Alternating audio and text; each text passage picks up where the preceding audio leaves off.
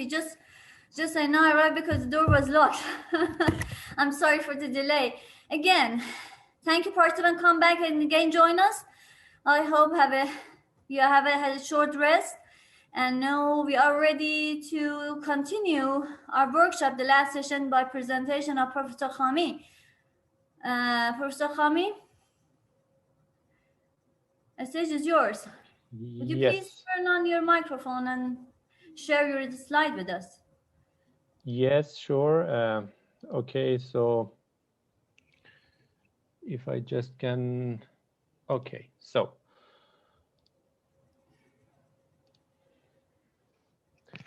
Okay, hello everybody, and again, thank you for being with us.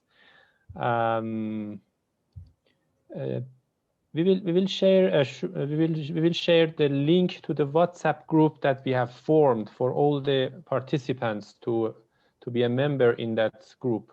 Yes, soon. Again, yes, we have shared it, but we will do it again, and I again ask the participants to join that group, because we will share our presentations, our today's presentations in that group also. And as the previous sessions, you can see the video of this session also in our website, in the link that you will have it. Okay, so now I start my presentation. Okay, so can you see my slides now?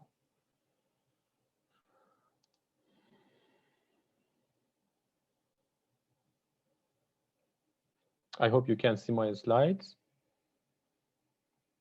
So I continue. Okay, just in this short presentation, I just today I try to search something new about evidence-based dentistry, just to see if there is any new aspect or new articles. What are the new articles in this field are speaking about? So this presentation is just a few slides just to have a better and a deeper insight into the topic of evidence-based dentistry, as we covered all the aspects at this level that we are through our previous sessions, and today is our last session. So I tried to search evidence-based dentistry in MESH database, as we discussed how to search MESH database in Medline and PubMed website. And as you can see, this slide shows the evidence-based dentistry. Evidence-based dentistry is a MESH term by itself, and you can see its status in MESH hierarchy. So we have two approaches to evidence-based dentistry, from the category of disciplines and occupations category, and then health occupations, then dentistry, and then evidence-based dentistry. This is one way, and the other way is again health occupations, the same as what we had. But in the second approach, you can see evidence-based practice above evidence-based dentistry. And you can see here the definition of these two terms. We have the definition of evidence-based dentistry earlier. Also, Dr. Shamshiri had this definition in his presentation. And we have talked about these three aspects of evidence-based dentistry. But you can see here also the definition of evidence-based practice. Here there is, you can see maybe some differences, or because evidence-based practice, as we could see in the hierarchy in the MESH, is inclusive of evidence-based dentistry. So there might be some differences, and we expect that this evidence-based practice is more comprehensive than evidence-based dentistry, not only covering other disciplines, but also some other aspects, because you will see in my next slides what I mean by the difference between evidence-based practice and evidence-based dentistry. Dr. Nekufar said something about this and opened this discussion, so I try to continue and put more light on this difference. Then I searched with this evidence-based dentistry in the PubMed database. It resulted in 631 articles. It's not so a high number of articles because the whole topic is something new. You know that evidence-based medicine and after that evidence-based dentistry, they are somehow new concepts compared to the other concepts and topics that we will search, we are searching for. And then I try to just focus on the most recent articles, and I selected 3 articles to show some highlights of these 3 new articles to you in this presentation. And the first one is this article you can see here, How Evidence-Based is Dentistry Anyway, from Evidence-Based Dentistry to Evidence-Based Practice. It has been published in this year in British Dental Journal. So I just have put some highlights of the article here and in the next slide. So dentists have been slow on the uptake of evidence-based techniques. Surely because it is about evidence-based dentistry, it's talking about dentists, but I think this is also true in other disciplines, not just in dentistry. But this is in this article is regarding dentistry in British Dental Journal. And then the article discusses why this has happened, why dentists have been slow on the uptake of evidence-based techniques. And it tells that the evidence, the most, as we discussed several times in our course, that systematic reviews can provide the high-level evidence for us. But this article says that systematic reviews are only useful if they provide answers to clinical questions. And then it has an example that out of the 170 Cochrane systematic reviews on dentistry and oral health, the vast majority are unable to provide robust clinical recommendations. So they do have recommendations, but they are not robust clinical recommendations. This can be somehow shortcomings of systematic reviews when we are talking about clinical and daily clinical practice. Then it discusses about the main barriers to implementation of evidence-based dentistry into practice. There are many studies, as this article has called. There are many articles, and the main barriers can be categorized as insufficient time from the dentist part, from the clinician part, then inadequate training in evidence-based dentistry, and then the lack of relevance of the evidence to the practice. This is the point that this article wants to highlight, as the topic and the title of the article is From Evidence-Based Dentistry to Evidence-Based Practice.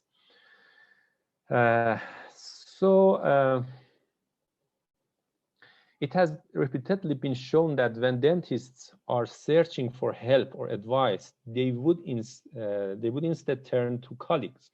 So it's much easier for a dentist to ask a colleague when he or she faces a problem. Sorry. Okay, should I continue? Yes, sure. Sorry for any interruption. Okay. So it's much easier for them just to ask a colleague for their questions and problems in their clinical practice. So we need to be refocusing from evidence-based dentistry to evidence-based practice. And what does this mean? As this article says, this means that when we want to apply and implement evidences to our clinical practice, we also should consider our situation and other situations of a clinical practice, not just the evidence. Dr. Nekufar nicely explained about this.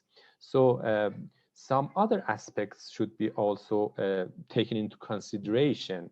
For example, something like cost effectiveness of a treatment. We know that, for example, the evidences say that, for example, this treatment is very good, but what about the cost? What about the techniques? Do we have the skills and the techniques and even the devices that we should use to apply the new method or the new procedure? So this evidence-based practice means that in addition to the evidences that we find in our evidence-based approach, we should also take into consideration the other aspects of our clinical practice. And then it continues that one of the weaknesses of evidence-based dentistry, as it is currently understood, is that it does not explicitly factor in real-world practicing issues, for example, cost and ease of implementation of techniques, as I told you. So these are practice-based factors that they should be considered in addition to the evidence. So this is the difference between evidence-based practice and evidence-based dentistry. And as Dr. Nekufara also told, not all clinical problems in dentistry can be answered by randomized controlled trials for reasons of ethics and feasibility. As Dr. Nekufara said, it's not possible to test all the techniques and all the procedures in randomized controlled trials. We do need less research, but of higher quality. And the other important things that this article emphasized was the qualitative research. So we should try to utilize the reliance on the trusted source and develop. This is another point. But regarding qualitative research, the article says that qualitative research can also be valuable as quantitative research. We traditionally like and prefer quantitative research, but qualitative research can provide and can put light on the aspects that they cannot covered by quantitative research.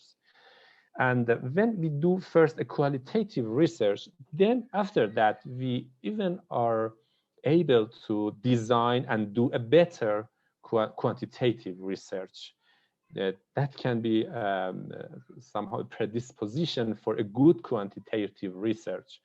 So, and the article says that some of the aspects of dentistry can just be covered or only be covered by qualitative research, not by quantitative research. And the other point by this article is that we should try to utilize the reliance on the trusted source and develop easy to access, easy to follow evidence-based clinical practice guidelines. So we know the terms clinical practice guidelines. So this means that, as we had also in our previous presentations, the clinical practice guidelines and the website and the databases that they contains and include these clinical practice guidelines. So these clinical practice guidelines and the websites and the databases that present this clinical practice guideline, they in fact trying to translate the evidences into practice. So a clinical practice guidelines is, we can say that it is translation of the scientific evidence to the clinical practice. And there is also, you can see here, because the article was published in British dental journals, so the example of these websites and guidelines are here, produced by SDCEP and FDGP in the UK. So these are some websites that provide clinical practice guidelines, and the difference with primary evidence is that they are easy to follow and easy to implement.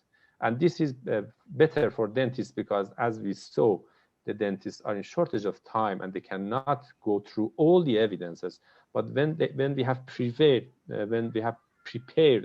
we can say that the second-hand evidence for them by integrating evidences, and we have prepared clinical practice guideline, then it is possible, it's more convenient for the dentist to follow these clinical practice guidelines. But the problem is that it's really difficult to develop a clinical practice guideline. It has many steps and they should be followed accurately to in the final steps, then we can have a good clinical practice guidelines. This was the first article. Sorry to disrupt you. Do you hear me? Yes, yes, please. I'm sorry. Dr. Paktaman has a question exactly related to just the slide you just recently presented. Yeah. Yes. Can I read it for you? Um, You can read it by yourself, or I read it for you. The question of Dr. I Paktaman. think yes. So please, I think you should read it. I cannot see it. Yeah, Dr. Paktaman asked that is there is a lack of relevance, as you mentioned, between evidence and practice. How we can narrow the gap? Okay, so exactly that this article is talking about how to narrow this gap. So their solutions have been this qualitative research, these clinical practice guidelines, and these less research but of higher quality. These are the gaps, and the other solutions, as we can see in the previous slide, because if you focus on the barriers, then we can think about the solutions. So inadequate training in evidence-based dentistry is also a gap. So courses like this and the other courses are important for dentists and for dental students to be familiar with this approach. And in fact, with this way of thinking, critical thinking, not just accepting all the information that they receive. So this is also a gap, and the solution is to trying to train and practice evidence-based dentistry in our dental schools, and also as continuous education programs for graduated dentists. And regarding the lack of relevance of the evidence to the practice, as I told, there are some solutions and something in this article that I discussed. For example, those clinical practice guidelines and trying to integration of evidences for those who want to use them, that they are dentists. And refocusing from evidence-based dentistry to evidence-based practice. You can, I recommend Dr. Pakdaman to read the whole article. It was a good article, and I can even maybe, yes, you can see here the article and the address. It contained, I think, good discussion points in it. So I recommend her to just study this article, because these are just highlights, not the whole article. Okay, and then the second article was, it was a systematic review published in a Journal of American Dental Association. And the title was Barriers Involved in the Application of Evidence-Based Dentistry Principles. And the authors synthesized and classified the barriers in 4 categories: self-related, evidence-related, context-related, and patient-related barriers. And we can now understand what does these terms mean. Self-related goes back to the dentist, for example, the lack of time and so on, because it has been estimated that if a dentist want to be up to date and know the latest evidences in the field of dentistry, he or she should study 1 article per day for the whole working, years. So this seems to be impossible. And the evidence-related, as it was said in the previous article, that evidence-based dentistry is somehow incomplete in the field of new techniques and materials. So this is somehow a barrier related to the evidence. So it is not so advanced. Evidence-based evidences are not so advanced and conclusive when we are talking about materials and techniques in dentistry. So this is also a barrier. And then the context related, as I told, sometimes we have good evidences for something, but we cannot apply in our practice because of the problems related to the context. For example, we know that implant is the best available treatment for edentulous areas in the mouth, but we know that it is an expensive treatment. So this is so you should forget about the evidence, and for example, you should do You should put a complete denture or partial denture for the patient.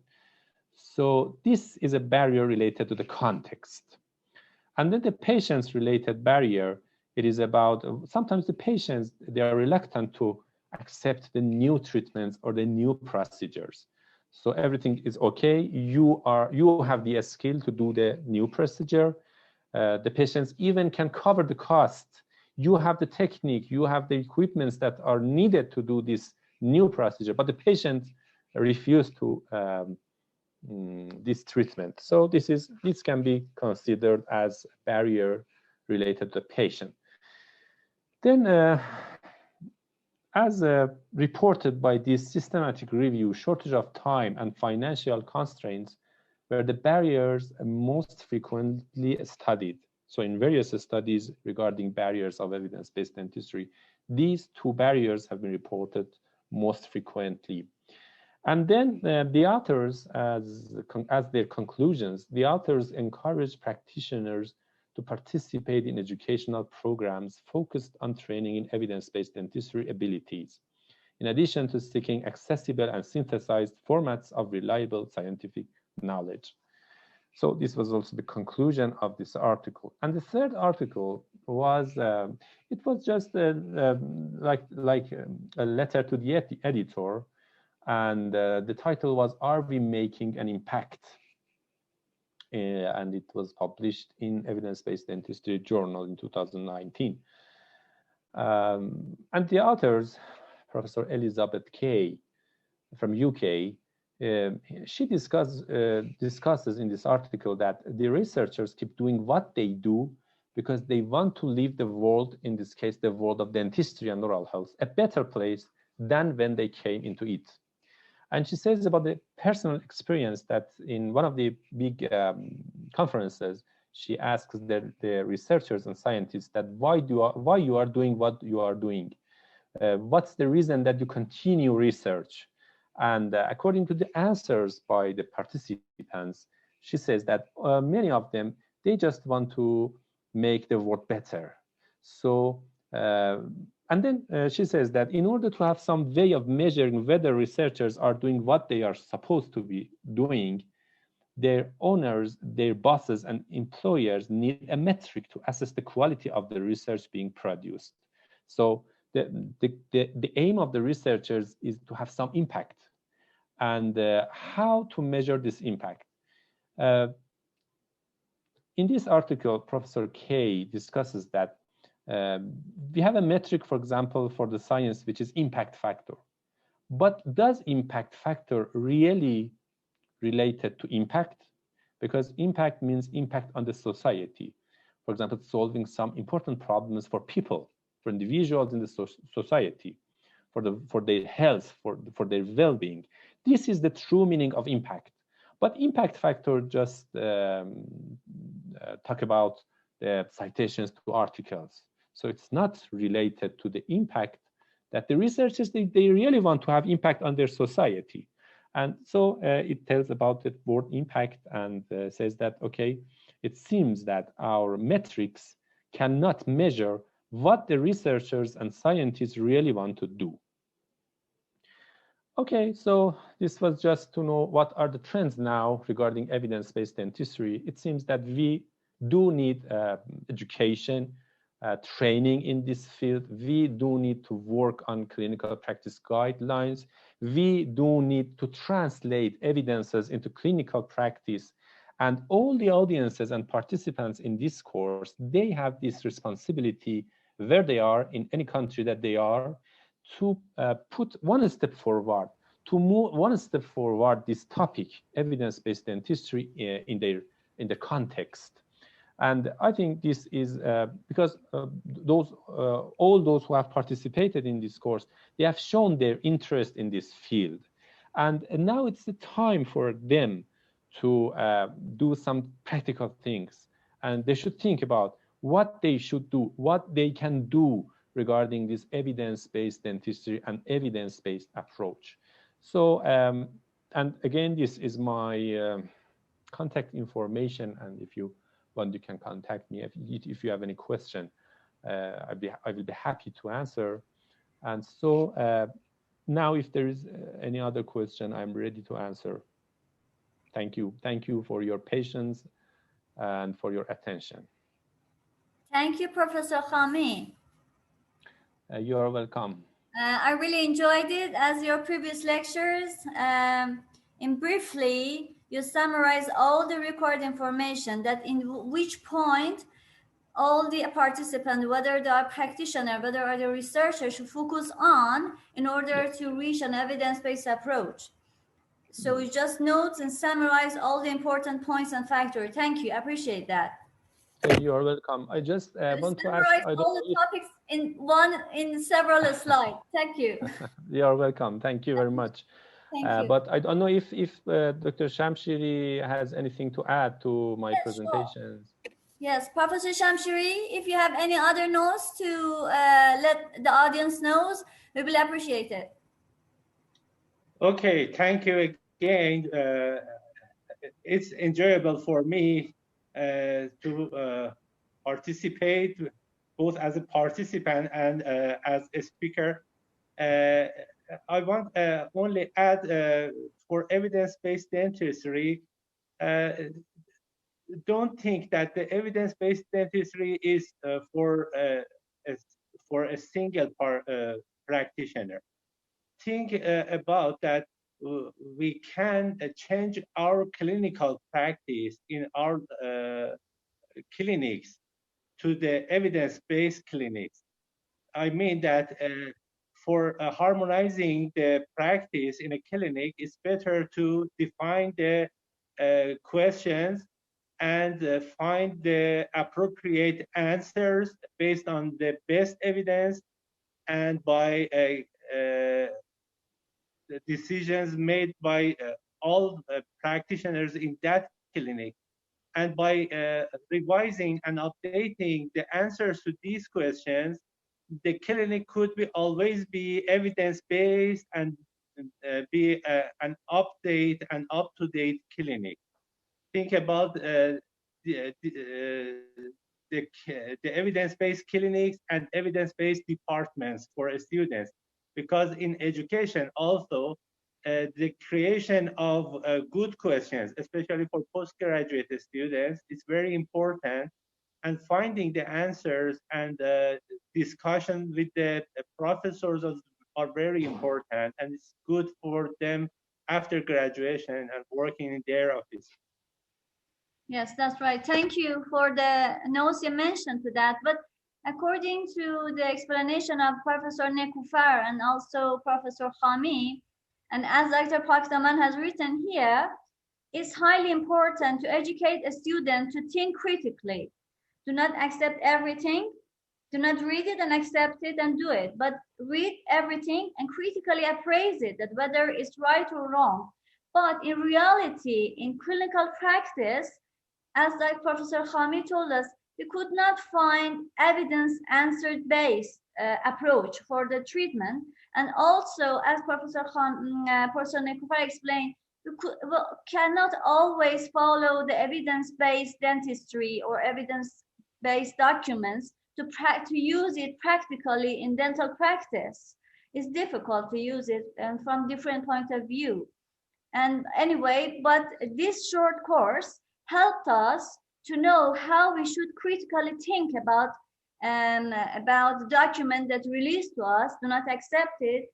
It was explained in different sessions from different prospects, and it was useful, and it will be useful for all the participants to use all this approach in their life, in their practice, and their research. And I hope they have joined this, and as I mentioned, improve their knowledge how to think critically about everything they heard, they listen, I do not know, even the news. They should critically think about the news they receive by different data, by different sources. Anyway, I would like to say on behalf of TUMS, I would like to thank all the participants for their valuable contribution and their interest in this program. And reach at the end of this program, I would like, according that it is near the end of 2020, I should say Merry Christmas to all those Christians and also the Muslim. There is no difference. Merry Christmas and Happy New Year To all of you, wish you safety and health in this COVID-19 condition, and health wherever you are, now and for always. And I hope to see you soon after ending COVID-19 pandemic in Tehran. As one of the postgraduate students, one of our program, many postgraduate program we have in dental faculty of Tehran University of Medical Science. We hope to see you soon in Tehran University of Medical Science. Professor Khami, if you have any speech for the end of this program, please. Okay, thank you very much. There is a maybe question by Dr. Paktaman that the problem is dentists do not have time, and I think it's really difficult for them to be updated in each topic. Yes, I try to cover this topic. They need a ready-made solution, and the ready-made solution is the website and databases that try to translate the evidences into clinical practice, as I tried to cover. There are some of these databases, and we can use them. Yes, you're exactly right. And then, okay, it seems that there is no other. Yes, okay, there is no other comment, and just okay, at the end of this course, it's always difficult to say goodbye. But I just want to say that one of the byproducts of this course can be a network from all the participants of this course throughout the world. We can maintain this network. And I just was thinking about doing some, multi-center research to know what is the status of evidence-based dentistry in the dental schools around the world. There are some studies regarding this, but in individual countries. But maybe we can have some multi-center research with the same questionnaire, but in various clinical settings or various dental schools around the world. We can do it.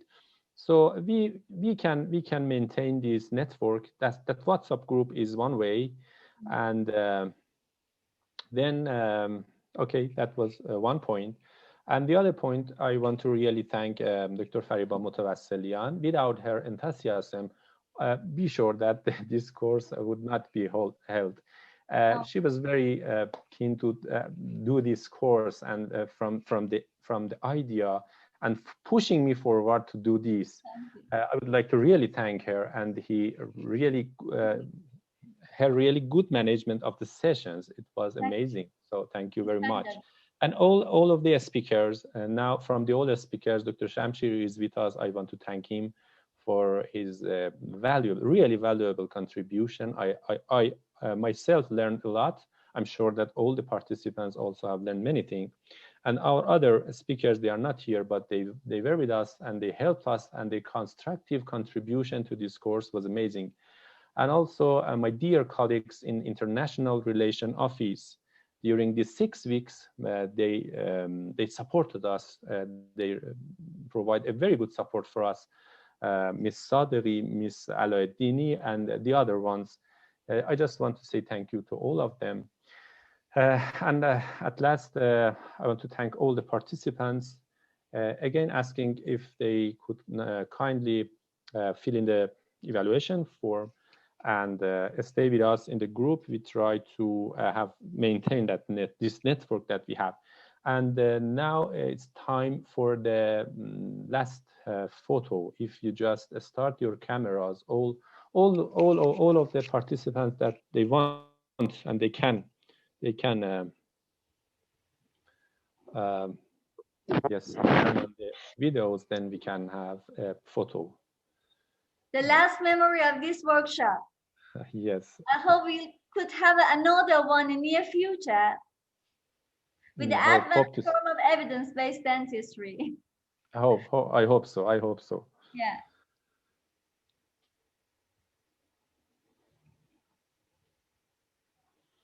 Okay, so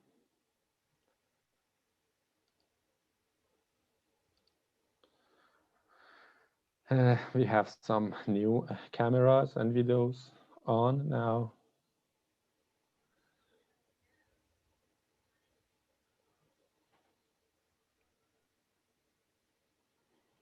I can. come closer because my face is dark. Okay. Because that light is behind of me, so that's the problem.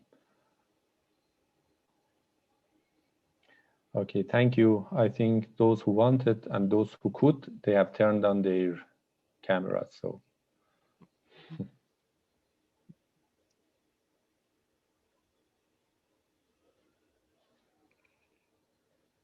Was it finished?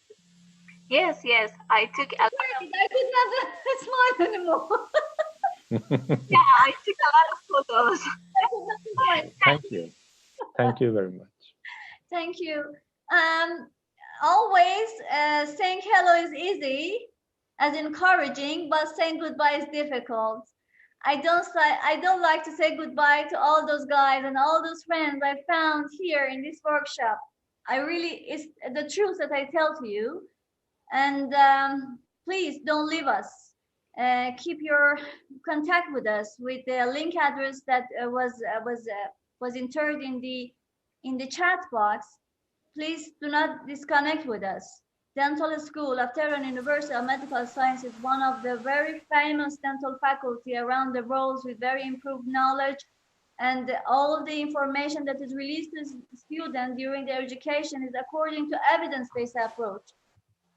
I really encourage you, even for a trip after COVID ending for COVID-19 in near future, please, I invite you to come to Tehran and see the dental faculty, at least to have a look as a trip, to see how it is, how the approach of this teaching, how the approach of education of a student, and then you will be encouraged to participate in one of our programs.